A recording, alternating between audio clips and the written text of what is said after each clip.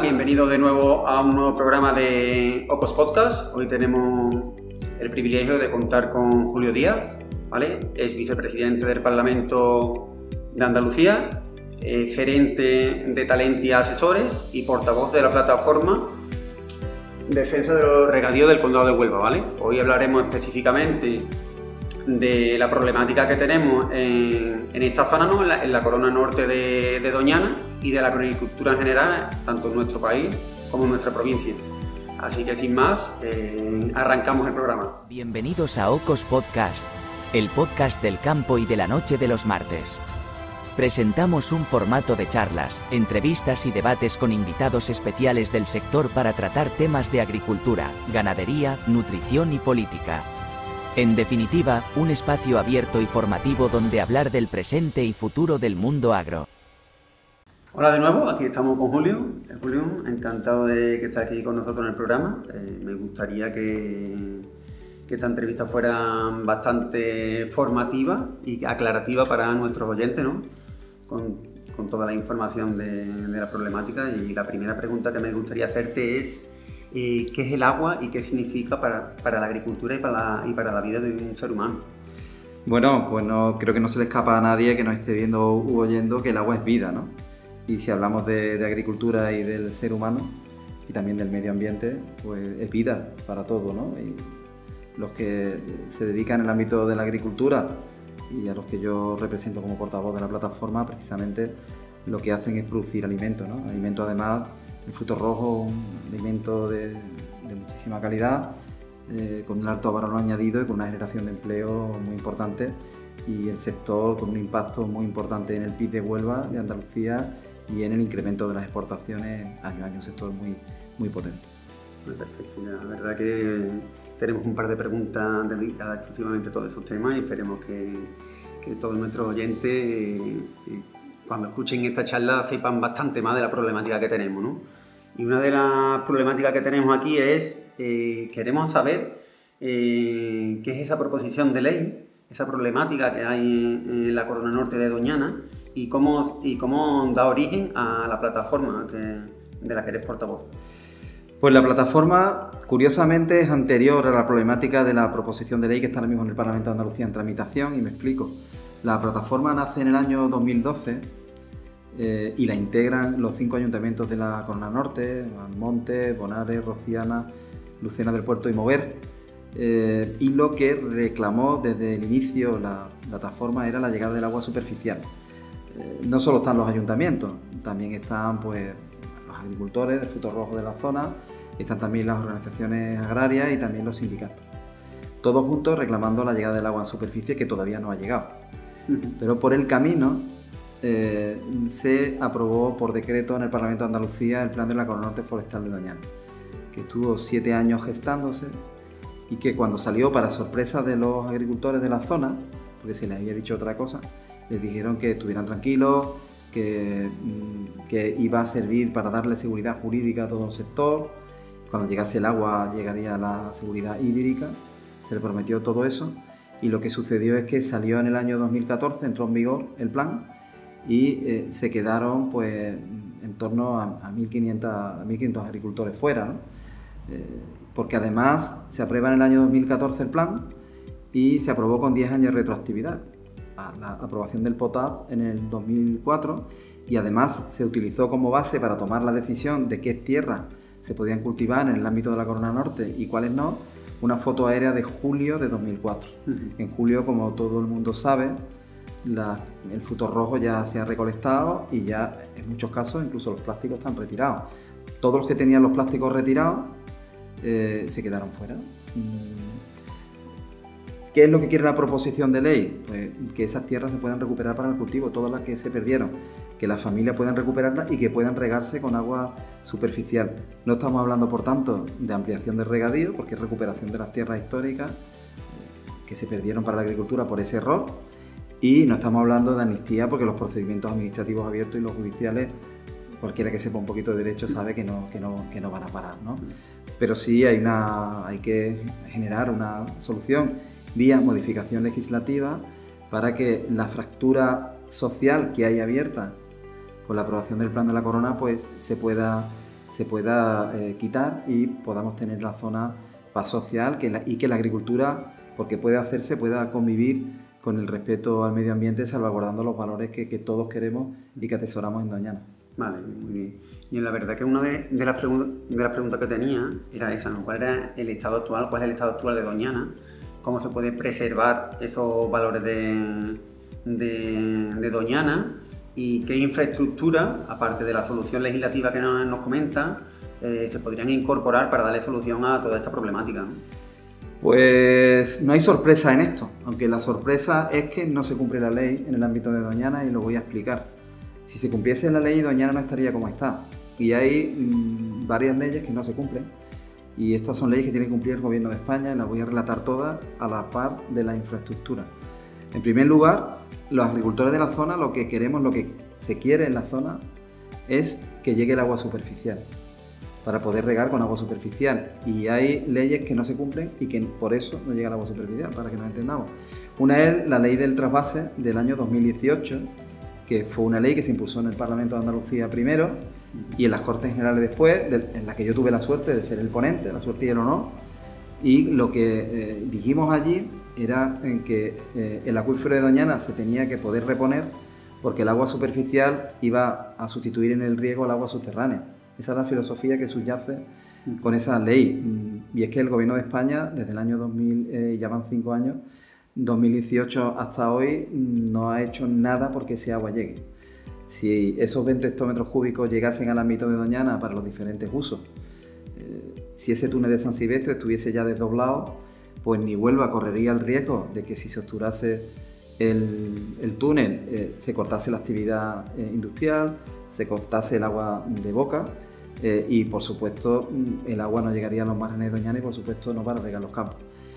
Y el acuífero no se podría reponer naturalmente. No está hecho el desdoble, no llega el agua, tampoco se cumple con la Directiva Marco del Agua. De hecho, España como reino está pagando una multa semestral a la Comisión Europea por no depurar sus aguas a través de la JEDAR y por lo tanto no estamos pudiendo utilizar las aguas regeneradas que también se pueden utilizar para la industria, pero también para regar, podemos reutilizar esas aguas. Nosotros hemos detectado que en el entorno de la Corona Norte hay 40 hectómetros cúbicos ociosos de la JEDAR, al menos en 4, una de ellas la de Huelva, que tira todos los años 12 hectómetros cúbicos a las rías. Esos 12 hectómetros cúbicos podrían alimentar tanto la agricultura como, por ejemplo, el proyecto que hay de hidrógeno verde. Hay un hub, ¿no?, de hidrógeno verde. Pues podríamos destinarlo a esos usos, entre otros, ¿no? Y por otra parte, está paralizada la presa de Alcolea, que está construida un 30%, que tiene 73 millones de euros depositados en un banco, que tiene la declaración de impacto ambiental aprobada, que podía aportar en torno a 220 hectómetros cúbicos más, y igual que la presa de Coronada. No hay infraestructuras hidráulicas en la provincia de Huelva para poder optimizar el agua, que sí podríamos embalsar si estuviese. Y especifico, en el norte de la provincia de Huelva, concretamente en la Sierra Cena y Pico de Aroche, y si ahora mismo alguien que nos escuche consulta a la EMET o la propia página del MITECO, verá que la cuenca del Tinto, Diel y Piedra está en torno al 67% en reserva en este momento concreto, y es la tercera de toda España que más agua tiene. Y esto no es por casualidad, es que llueve en el norte de la provincia. Después de San Sebastián o Grazalema, es la zona donde hay más pluviosidad, es donde más llueve, pero no podemos embalsar el agua suficientemente y desde luego no tenemos infraestructuras de regulación que nos traigan el agua al sur, que es lo que dice el trasvase y es lo que necesitamos. Y por poner un ejemplo, la presa de Sotiel, la presa de Sotiel-Olivarga, que tiene hasta 29 hectómetros cúbicos para poder embalsar, con las lluvias de noviembre-diciembre torrenciales que hubo en Huelva, tuvo que abrir sus compuertas y soltar agua para que no estallase.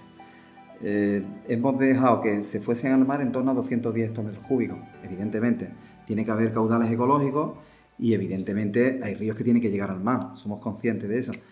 Pero hay leyes aprobadas y el agua se puede optimizar. Y cuando están aprobadas es porque tienen todos los parabienes también medioambientales.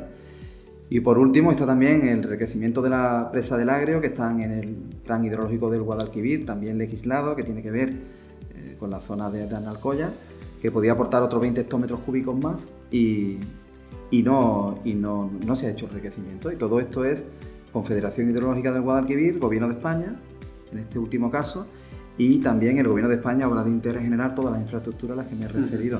Y después, por su importancia, si te parece, me referiré a esas leyes que no se cumplen y que están estrangulando Doñana por la parte norte. Y bueno, ¿y por qué se está estrangulando Doñana y qué es el proyecto Doñana 2005? ¿no? Ahí es lo que iba. Mucha gente me han preguntado acerca de, bueno, como me dedico un poco también a hacer servicios agrícolas, ¿no?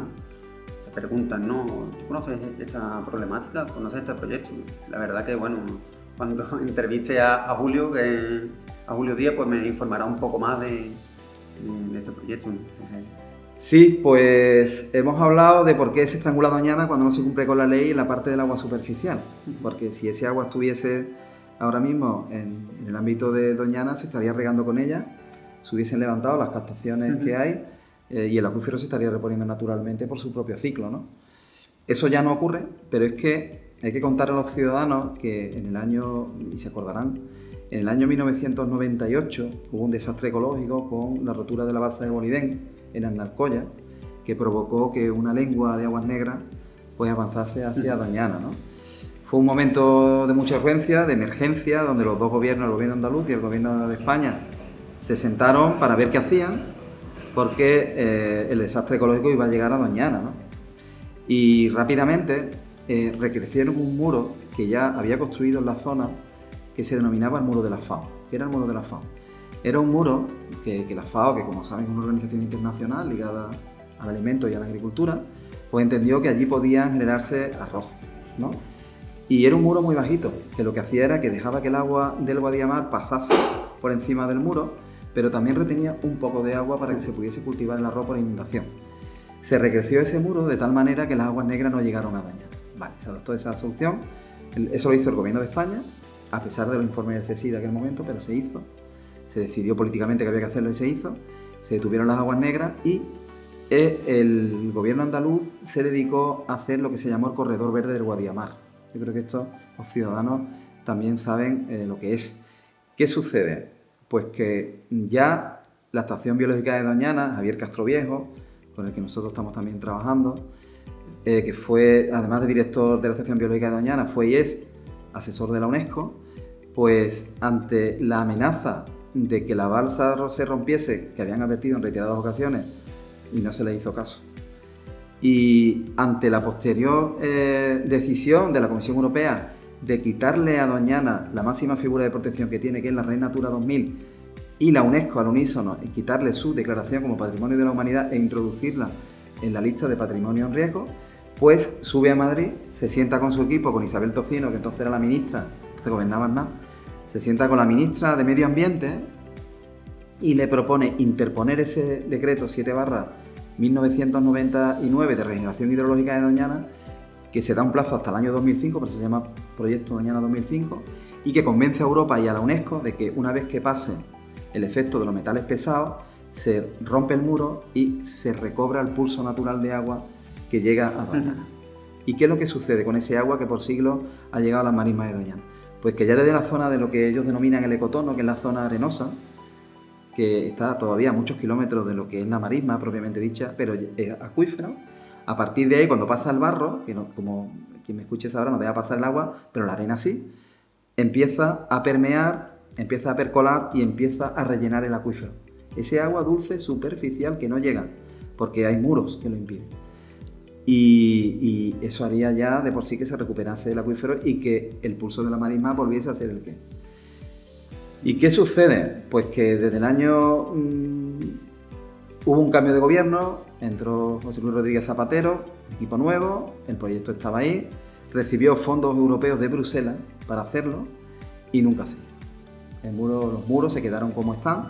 Esto es lo que quien no vea, pues tiene un proyecto que si lo te queda en Google lo puede encontrar, Proyecto Doñana 2005. Además hay una memoria ampliada de las obras, al final hay incluso una estimación económica con una serie de actuaciones. Una de las actuaciones fundamentales es que el brazo de la torre recuperará su pulso de agua, porque el Guadalquivir no desembocaba en el mar como un estuario uniforme, sino a través de 3 brazos diferentes. El Guadiamar, como sabemos, es el último afluente del Guadalquivir, y lo que hacía era desembocar también a través del brazo de la torre. Está el caño de Guadiamar y está también lo que se llama el caño travieso y otro. Y se hicieron estos muros, se recrecieron los muros que desvían el agua. Desvían el agua de tal manera que el curso natural de agua hacia las marismas no llega. E incluso entre muros, el brazo de la torre está mutilado por todos sitios de forma horizontal y vertical, suelta el agua al mar. Yo estaba allí y hay agua. Y, Julio, y el agua se pierde en el mar y desde luego no llega a las marismas, como se ve. Esto era Doñana y esto era toda la capilaridad de agua que había. Todo esto se ha ido desdibujando, pero el flujo fundamental de agua estaba aquí, en el noreste.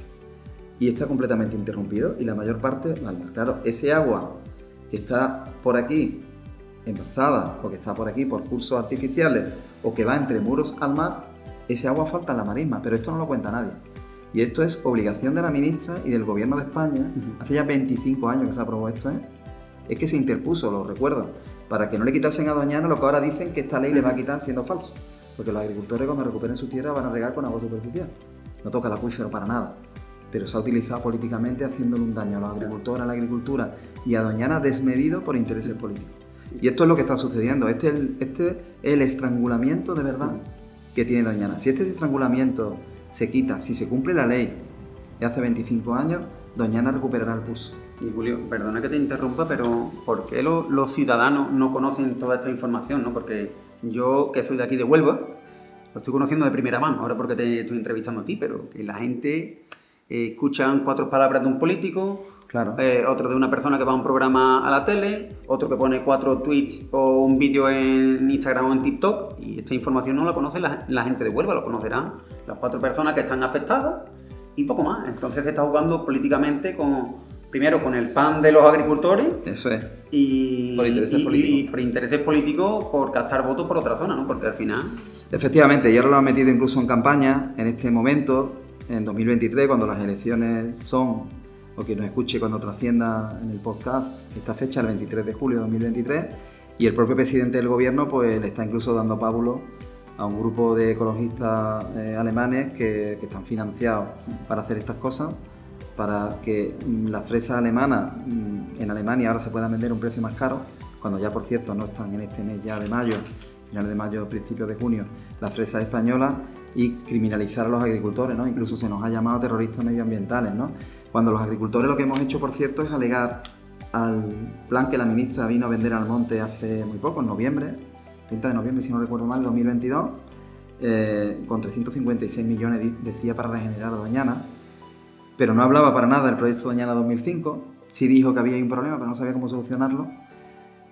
Hace algunas semanas, en un Consejo de Ministros extraordinario con el decreto de sequía del Gobierno de España, también se refirió a que había que atajar este tema, pero ni habla del decreto 799, lo cual nos preocupa, y desde luego no pone ni un céntimo. Y yo soy el portavoz de los agricultores.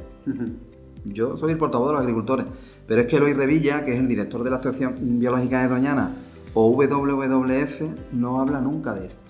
¿Y por qué no habla nunca de esto? Porque han callado durante tantos años, han sido connivientes con esto. Y esto es lo que está estrangulando Doñana.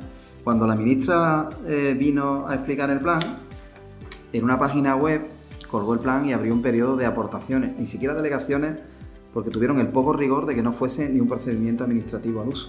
Pero nosotros, con nuestros expertos, juristas, hicimos alegaciones. ¿Y cuál fue una de las alegaciones que hicimos? Pues dice literalmente: finalmente, a juicio de esta plataforma de regadío del condado, de agricultores, antes de proceder a las nuevas actuaciones recogidas en el documento analizado, resultaría conveniente cumplir con lo dispuesto en su totalidad en el proyecto Doñana 2005, en el que observamos que quedan pendientes actuaciones, singularmente las denominadas en los puntos 8, 7, 6 y 5, que suponen la restauración hidrológica de Doñana, una garantía incuestionable de sostenibilidad relacionada con la preservación del espacio natural y singularmente de sus humedales. Esto lo hemos hecho los agricultores, porque el Gobierno de España está insumiso de sus responsabilidades, a pesar de que se ha dirigido a nosotros y se dirige pues con una forma impropia de quien dirige un gobierno en España. La verdad es que está siendo bastante complicado para los agricultores de la zona, ¿no? Yo, la verdad, te voy a hacer 2 preguntas. Primero, una de la parte de las infraestructuras, ¿no? Has hablado de las infraestructuras, las obras que faltan, ciertas soluciones que aliviarían ese problema que hay actualmente, ¿no? ¿Por qué hay 765 desaladoras en España y en nuestra provincia no hay ninguno? Económicamente no interesa, políticamente no interesa, se puede hacer por temas medioambientales. Es una pregunta que todo el mundo ve el mapa de España y están todas las desaladoras en las Canarias y en el Mediterráneo. Aquí en el Atlántico, en nuestra zona, no tenemos ninguna. No hay ninguna. Pues, a ver, y ya no es porque sea solo para la corona norte de Doñana, sino por ejemplo para mi zona, para la zona de Chucena, de Manzanilla, de Escacena, para la parte de la sierra de Huelva, ¿no? Al final se están cerrando pozos, los pozos algunos pozos no dan todo el rendimiento que necesitan, ¿no? Entonces, tener ese tipo de infraestructura creo que haría crecer aún más el poder económico de los agricultores de la zona, ¿no? La seguridad hídrica, ¿no? Bueno, hay quien ha dicho algo que es cierto, ¿no? Y es que el 75% de este planeta es agua, ¿no? Y las técnicas de desalación han avanzado muchísimo. Ahora hay técnicas que son muy, muy sostenibles, ¿no? Nosotros estamos trabajando con esas tecnologías. Estamos trabajando también en la desalación porque sabemos que es un complemento importantísimo. No va a ser lo esencial, porque lo esencial es que se hagan las infraestructuras y que podamos optimizar el agua en el riego, ¿no? Este tema es fundamental, es lógico, y en el ámbito de Doñana concretamente es absolutamente imprescindible. Eso lo sabemos, igual que la huella de nitrato o la huella de carbono. Hacia ahí sí o sí tiene que tender el sector frutos rojos y toda la agricultura y la ganadería también, en mi opinión, en nuestra opinión. Y no se han hecho desaladoras también porque hay un lobby ecologista que es muy fuerte y es muy extremo, hay que decirlo. Y los políticos pues no han tomado la decisión. Ahora que hay un periodo carencial fuerte, porque estamos en periodo de sequía, ahora es cuando se ven todas las cosas que nos faltan. Ahora es cuando todo el mundo se para su vida rápida de todos los días y nos damos cuenta de que los efectos podían ser mucho menores si estuvieran las infraestructuras hechas y este tipo de infraestructuras también. ¿Y por qué digo lo de los ecologistas? Aunque son los políticos los que toman las decisiones, pero los ecologistas se han opuesto frontalmente a este tipo de cuestiones, igual que se han opuesto frontalmente, por ejemplo, a que se cumpla la ley del trasvase. O sea, es que hay gente en este país a los que no les gusta, en un estado de derecho en el que estamos, donde rige el imperio de la ley, que se cumplan todas las leyes, ¿no? Y yo, cuando he debatido con quien no le gusta cumplir las leyes, o con quien no las aplica, no las ejecuta, o no toma las decisiones, que es de lo que estamos hablando todo el rato, lo que les digo que en este país debemos cumplir las leyes todos, ¿no? Todo el mundo siempre, ¿no? Para eso estamos en un estado social y democrático de derecho. Y esta es la realidad, no se ha mirado para la desalación y nosotros desde el mundo agrícola sí estamos mirando para la desalación y puede llegar el agua a otras zonas donde se necesita y hay recursos que se pueden utilizar que están ociosos. Claro, ahora que tenemos esta época de sequía, que hay problemática con la seguridad hídrica, ¿no? de la zona, cuando se propuso el Plan Hidrológico Nacional, es una pregunta que no tenía preparada, pero me ha venido a la mente. El Plan Hidrológico Nacional se propuso, creo que cierta parte de las obras se empezaron, pero se quedó parado. Ahora no podía haber dado cuenta, ¿no? Sí, al final en este país y en este sistema político hay un problema muy, muy evidente, ¿no? Y es que en lo esencial no sabemos ponernos de acuerdo, ¿no? Entonces la política hidrológica tampoco. O sea, el Plan Hidrológico Nacional nace con un color político y cuando viene otro gobierno, otro color político, pues lo para y lo refuta. Y no hay un acuerdo, no hay una sentada para ponernos de acuerdo en lo esencial y no será porque el sistema democrático no es suficientemente maduro, ¿no? Entonces pasa en otros ámbitos, pasa en el ámbito educativo y en otros, ¿no? Y esto lo estamos pagando todos los ciudadanos, ¿no? Porque una política hídrica compartida, sostenida en el tiempo y que nos proteja y nos haga eficientes ante situaciones como esta y siempre en el uso del agua, pues ciertamente se echa de menos, ¿no? Y estamos viendo también que hay determinadas formaciones políticas que las políticas verdes de Europa, lo que se viene a denominar el Green Deal, pues lo están llevando a extremo, ¿no? Y voy a poner un ejemplo, ¿no? Hace pues no sé, pues en el año 2022, si no recuerdo mal, se pasó de tener proscritas las centrales nucleares a denominarlas inversión verde en Europa. ¿Por qué? Porque empezó a subir el precio de la energía y para que la gente no se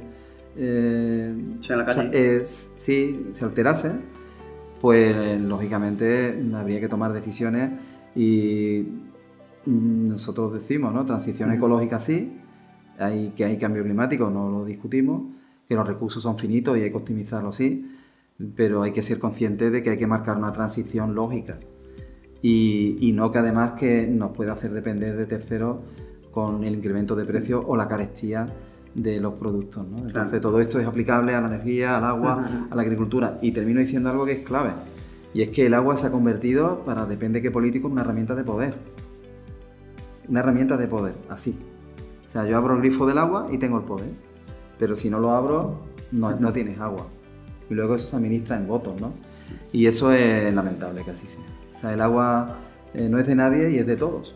Y lo que hay que hacer es que lo que está en las leyes, como mínimo, que se cumplan. Y más porque las hacen o porque tienen que hacer cumplirlas. Hay una frase que siempre que estoy comentando últimamente, ¿no? Actualmente somos 8.000 millones de personas en el mundo. En 2050 llegarán a los 10.000 millones de personas. La soberanía alimentaria de un país es muy importante, ¿no? Y yo creo que es por lo principal que hay que apostar, ¿no? Y nos hemos dado cuenta en épocas de pandemia, donde el principal personaje que ha trabajado en esa fecha ha sido los agricultores y los ganaderos, ¿no? Que somos productores de alimentos, damos de comer al mundo y tener esa soberanía alimentaria, que no tengamos que depender de terceros países para alimentarnos, yo creo que es muy importante, ¿no? Entonces apostar por este tipo de inversiones, por este tipo de infraestructuras, por este tipo de leyes, nos puede hacer estar un poco más tranquilos, ¿no? Porque ¿qué poder vamos a tener los agricultores, los ganaderos y los propios ciudadanos si no apostamos por una soberanía alimentaria de cara al futuro? Efectivamente, la guerra de Ucrania también ha puesto en evidencia eso, ¿no? Se ha tenido que financiar casi a la carrera que se tenga que poner en secano pues, para poder tener trigo, ¿no? Para poder tener girasol y otros, ¿no? Y es que algunos, como digo, han llevado al extremo las políticas verdes. Las políticas verdes son importantes, que duda cabe. Tenemos que preservar el planeta, que es el que tenemos, y legárselo mejor, si es posible, a las siguientes generaciones. Es una herencia. Es una herencia, hay que ser consciente, pero lo que está permeando en los últimos años es una filosofía que además algunos defienden con vehemencia. He visto ahí algún filósofo suizo y estoy ahí en redes viendo cómo trata de influir, porque al final son lobbies, ¿no? en la Unión Europea, ¿no? La Comisión Europea y demás, que hay que parar de producir porque nos estamos cargando el planeta, como si fuesen dos cosas yuxtapuestas y contrarias, ¿no? Tienen que convivir la producción con la preservación del planeta.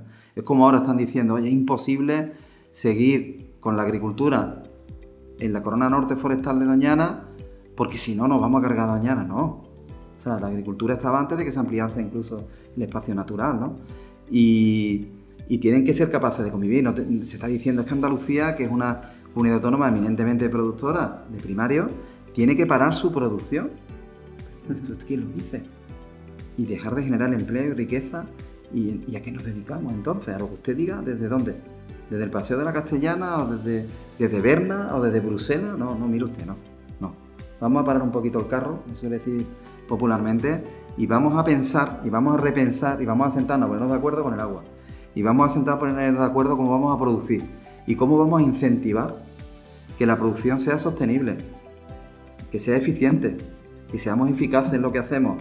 Vamos a ayudar y no a criminalizar al sector primario.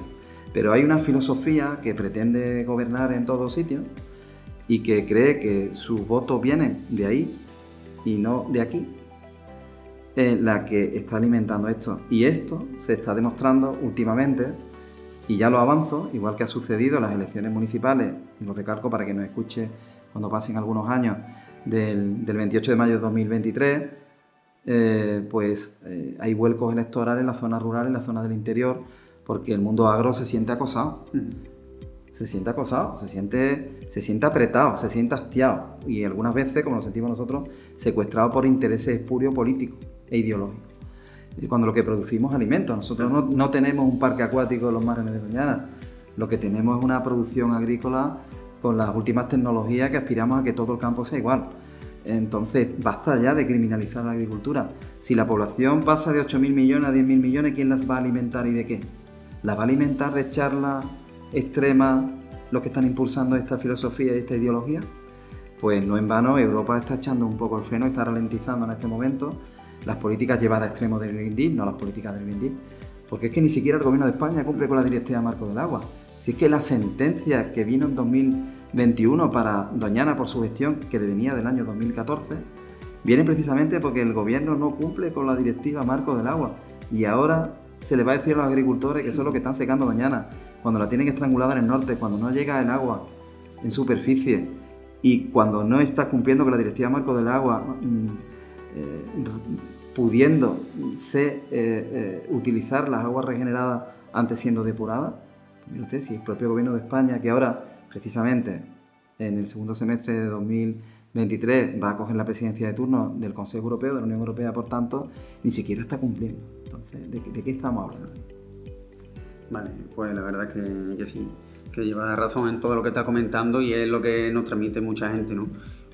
Vamos también un poquito de tema de la parte política y también queremos saber qué propiedades tienen los frutos rojos, para que la gente que los compren, que los consuman, que valoremos, que patrocinemos lo que producimos en la zona, ¿no? Y que si tenemos la oportunidad de que alguien de afuera de España escuche el podcast, que sepa esas propiedades que tienen los frutos rojos que producimos aquí en Huelva.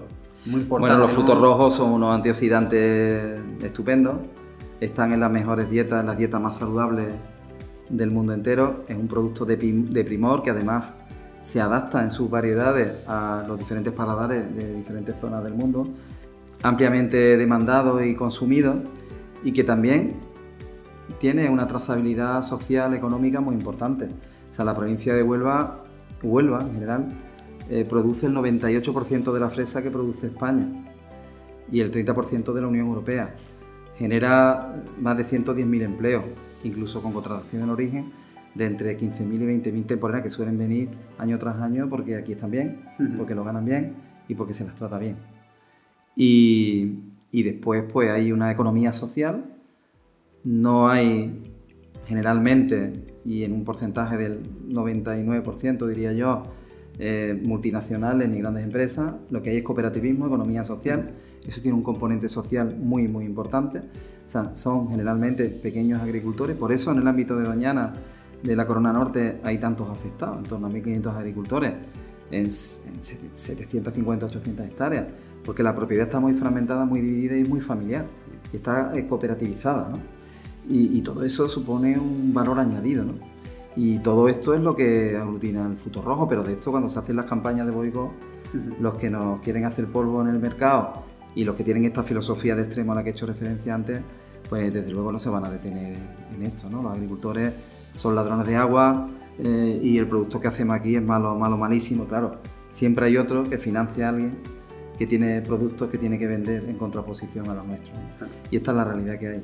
El otro día estuve hablando en la charla que tuvimos anterior, en el podcast anterior, con el doctor Antonio Escribano Zafra, y me comentó también de esa problemática, ¿no?, en el Nutri-Score para valorar el aceite de oliva virgen extra, que también producimos aquí en la zona de Huelva, ¿no? Tenemos cooperativas muy buenas. Nosotros podemos conocer el verdadero valor del aceite de oliva, pero si ven extranjeros, alguien de Finlandia, como puso él, ve que tiene una puntuación negativa, evidentemente va a tirar a comprar a productos de otros países, ¿no? En este caso, en esta campaña que ha salido de una plataforma que está financiando a partidos de izquierda de Alemania, el gobierno, hombre, al SPD concretamente, debería de plantar cara, ¿no?, y no agitar esas campañas en contra de los productores de España, ¿no? Porque ya a nosotros nos hace dudar de la compra de productos a nivel nacional, a nivel internacional, si se nos corta el pienso a la hora de exportar nuestros productos a Alemania, a Inglaterra, al norte de Europa en general, que nos puede afectar, ¿no?, a nivel laboral, a nivel económico, a toda nuestra provincia, ¿no?, en este caso. Bueno, hay que decir en primer lugar que en España tenemos un problema con la ley de cadena alimentaria, ¿no?, que adolece de algunos problemas y algunas necesidades de reforma importantes. Eso es algo ampliamente demandado por los diferentes sectores, las diferentes organizaciones agrarias y también por productores. Y por otra parte también hay que decir que ahora hay una nueva forma de tirar la fresa, como se nos tiraba en Perpiñán, ¿no? Ahora se nos tira a través de las nuevas tecnologías, ¿no?, a través de la web y tal.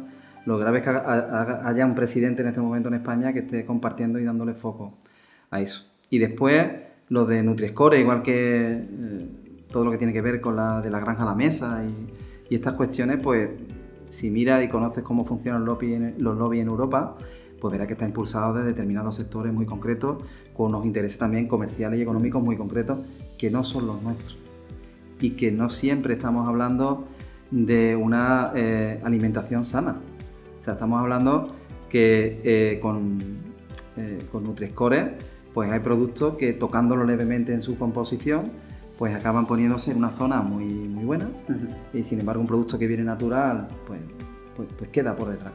Y en muchas ocasiones, pues la mayoría de las ocasiones son productos de dieta mediterránea, ¿no?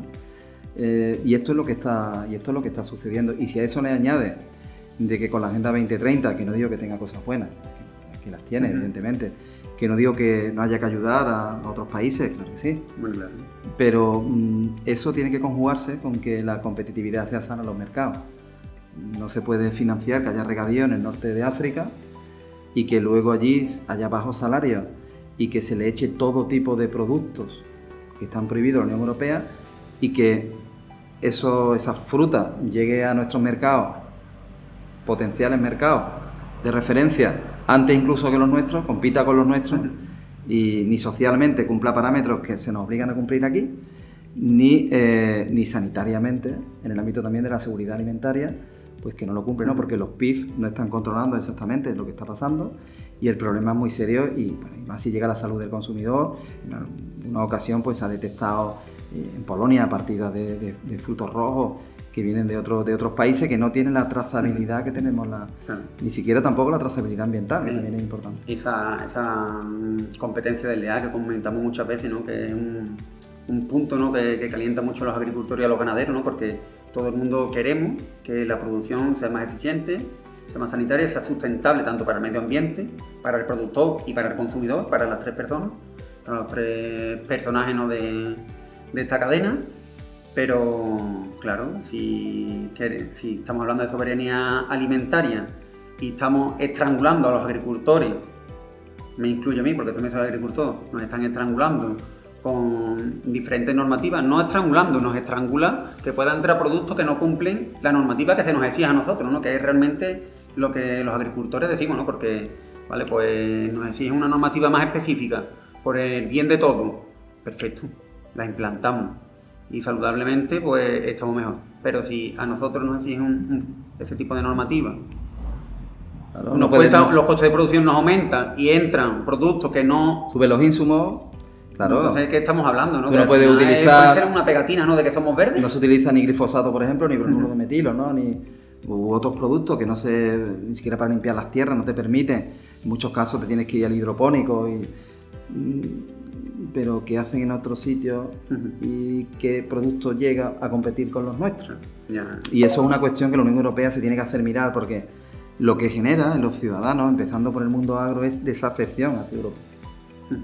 Y eso, si tú quieres construir una Europa de todo, una Europa social, pues no es el mejor camino. Creo que una cosa no tiene que ser incompatible con la otra.